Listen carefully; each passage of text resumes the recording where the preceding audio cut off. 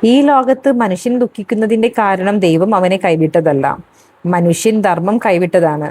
ചാണക്യൻ പറയുന്നു, ദൈവത്തെ തേടുന്നവർ ആദ്യം സ്വന്തം അഹങ്കാരത്തെ നശിപ്പിക്കണം. അഹങ്കാരം ഉള്ളിടത്ത് ഭക്തി നിലനിൽക്കില്ല.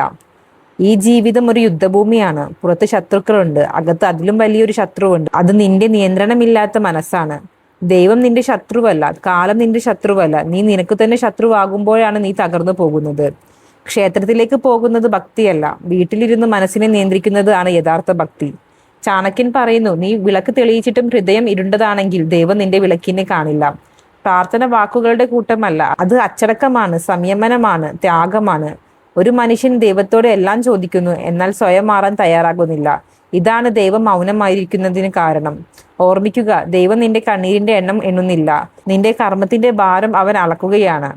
നീ ആരെയും വഞ്ചിക്കാതെ ജീവിച്ചാൽ നിനക്ക് ശത്രുക്കൾ ഉണ്ടാകാം, പക്ഷെ നിനക്ക് നാശം ഉണ്ടാകില്ല.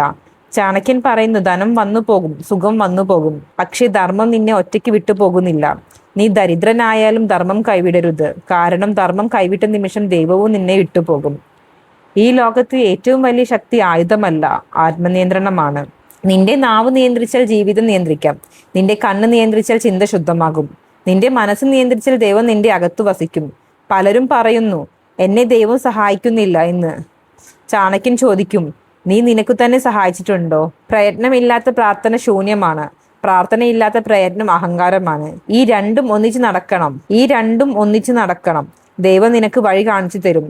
നടക്കേണ്ടത് നീയാണ്, ദൈവം നിനക്ക് ബുദ്ധി തരും. ഉപയോഗിക്കേണ്ടത് നീയാണ്, ദൈവം നിനക്ക് സമയം തരും. മാറ്റം വരുത്തേണ്ടത് നീയാണ്. ചാണക്യൻ പറയുന്നു, ഭക്തൻ എന്നത് ഓരോ ദിവസവും ക്ഷേത്രത്തിൽ പോകുന്നവർ അല്ല, ഓരോ ദിവസം തെറ്റ് ചെയ്യാതിരിക്കാൻ ശ്രമിക്കുന്നവനാണ്.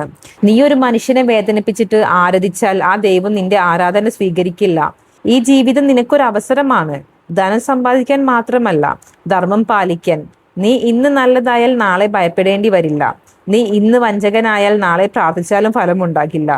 അവസാനം ഒന്ന് ഓർമ്മിക്കുക, സ്വയം ജീവിച്ചവനാണ് ദൈവത്തിന് ഏറ്റവും പ്രിയപ്പെട്ടവൻ. ദൈവത്തെ നിന്റെ അകത്ത് സ്ഥാപിക്കുക, അപ്പോൾ ഈ ലോകത്ത് നിനക്ക് തോൽവി ഉണ്ടാകില്ല. ഇതാണ് ചാണക്യന്റെ വഴിയിലുള്ള യഥാർത്ഥ ഭക്തി.